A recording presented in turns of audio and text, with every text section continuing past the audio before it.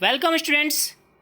Students, हमने chapter 1 and 2 के question answer सभी देख लिए थे और कर लिए थे अच्छे से। तो स्टूडेंट्स, उसके बाद chapter number 3 synthetic fibres and plastics के हम क्वेश्चन आंसर्स देखेंगे इन टेक्स्ट के, बिल्कुल डिटेल में एक एक करते हुए चलेंगे ताकि आप समझ पाएँ और अपनी नोटबुक में उतार पाएँ और याद कर पाएँ एग्ज़ाम के लिए। तो स्टूडेंट, चलिए स्टार्ट करते हैं। Question number 1, explain why some fibers are called synthetic. Some fibers are called synthetic because these are man-made artificial fibers. These fibers are prepared by chemical process. जो केमिकल प्रोसेस के द्वारा मानव निर्मित होते हैं उन्हें हम सिंथेटिक फाइबर कहते हैं हिंदी में। Students, question number 2, correct option पे टिक करना है। Rayon is different from synthetic fibre because rayon synthetic fibre से डिफरेंट क्यों है? Because it obtained from wood pulp, क्योंकि वुड पल्प से इसे बनाया जाता है। फिल इन द ब्लैंक्स हैं, रिक्त स्थान की पूर्ति करें। पहला है synthetic fibre are also called, synthetic fibre और क्या कहलाते हैं? आर्टिफिशियल और man made fibres. B, synthetic fiber are synthesized from raw material called petrochemicals. C, like synthetic fiber, plastic is also a polymer. Example बताने हैं। Give an example which indicate that nylon fibers are strong. Parachute, rope for climbing are prepared from nylon, which indicate that nylons are very strong. Question number 5 है, explain why plastic container are favoured for storing food. Plastic container are favoured for storing food because of the this reason या फिर due to this reasons. पहला reason है कि plastic container को हम food storage के लिए काम में क्यों लेते हैं, खाना रखने के लिए या फिर अन्य उत्पाद रखने के लिए। They do not react with food water and air, वह खाने, पानी और हवा के साथ कोई भी रिएक्शन नहीं करते हैं।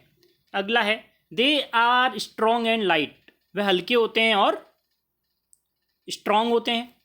अगला दे आर ड्यूरेबल, लंबे समय तक चलते हैं। क्वेश्चन नंबर 6 है, explain the difference between thermoplastic and thermosetting plastic. एक तरफ लिखेंगे थर्मोप्लास्टिक, एक तरफ लिखेंगे थर्मोसेटिंग प्लास्टिक। पहला, the plastic which get deform easily on heating and called bend easily is known as thermoplastic. Thermosetting में लिखेंगे the plastic which get molded once cannot be softened on heating is called thermosetting plastic. Example लिखेंगे polythene and polyvinyl chloride PVC. Thermosetting में लिखेंगे bakelite and melamine. Question number 7 है, explain why the following are made of thermosetting plastic. A, saucepan handle. B, electric plugs and switches and plug boards. Saucepan handles are made of thermosetting plastic bakelite, जिसको हम कहते हैं, because this is bad conductor of heat. B लिखेंगे electric plug switches and plug boards are made of thermosetting plastic because of bad conductor of electricity.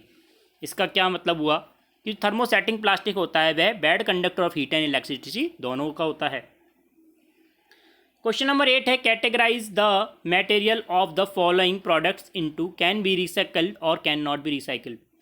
Telephone infrastructure, plastic toy, cooker handle, carry bag and ball point pen, plastic ball, plastic covering, electric wire, plastic hair and electric switches. इनमें से हमें बताना है। तो material जो कि हम recycle कर सकते हैं, तो plastic toy, carry bag, ball point pen, plastic ball, plastic covering of wire and plastic chairs. Material जो हम रिसाइकिल नहीं कर सकते हैं, telephonic instruments, cooker handle, electric switches. तो थर्मोसेटिंग प्लास्टिक होती है स्टूडेंट, रिसाइकिल नहीं कर सकते हैं, ये आपको ध्यान में रखना है। अगला है, Rana want to buy shirt for summer, should buy cotton shirt और shirt made from synthetic material. हमें राना को एडवाइस करना है गर्मी में पहनने के लिए उसे कौन सी शर्ट खरीदनी चाहिए, कॉटन की या फिर सिंथेटिक मटेरियल की। तो Rana should buy cotton shirt for summer because cotton cloth is bad conductor of heat, so outer heat not enter in our body, therefore this protect our body from heat. अगला, cloth Cotton cloth can absorb sweat extracted from our body, so body remains cool. But synthetic shirt do not absorb sweat and are not porous. Question number 10 है, give an example to show the plastics are non-corrosive in nature. Plastic do not react with water and air, so they are not corrode easily. Therefore, plastics are non-corrosive in nature. Example, several chemicals stored in plastic bottles. They are not used in the storage of different type of food because they do not react with food. And pickles and water are also stored in plastic containers. Question number 11 देखिए. Should the handle of the bristles of a toothbrush be made from the same material? Explain your answer. Handles and bristles of the toothbrush should not be the same material. Bristles should be soft, flexible, strong, while handle should be slightly hard and strong. अगला, avoid plastic as far as possible. Comment on this advice. हमें plastic से जितना दूर रहना चाहिए उतना दूर रहना चाहिए, तो उसके ऊपर हमें बताना है. तो plastic is non biodegradable because it takes several year to decompose and it is not environment friendly. It cause environmental pollution. Besides dye burning process of the synthetic material is quite slow and it's not get completely burned easily.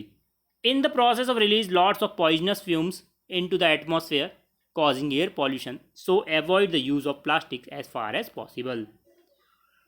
Match the term of A and B. देखिए, polyester को मिलाएंगे fabrics do not wrinkle easily. Teflon को मिलाएंगे use to make non stick cookware. Rayon prepared by the wood pulp. Nylon used to making parachutes and stockings.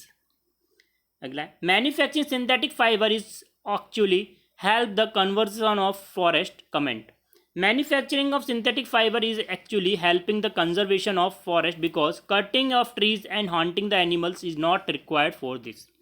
Synthetic fiber are made by the chemicals which are not obtained from the forest but prepared artificially.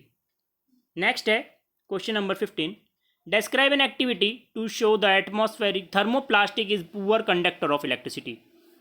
एक हम electric circuit बनाएंगे इस diagram के according, but thermoplastic which is tested between the terminal A and B. A और B के बीच में एक piece of thermoplastic ले लेंगे जैसे कि हमने चित्र में दिखाया है. When circuit is completed the bulb do not spark when thermoplastic is removed. Bulb spark. It prove the thermoplastic is bad conductor of electricity. हम जैसे ही थर्मोप्लास्टिक के पीस को इसके बीच में रखेंगे तो इलेक्ट्रिसिटी फ्लो नहीं होगी, बल्ब नहीं जलेगा. जैसे ही हटा देंगे इलेक्ट्रिसिटी चालू हो जाएगी, बल्ब जलने लग जाएगा.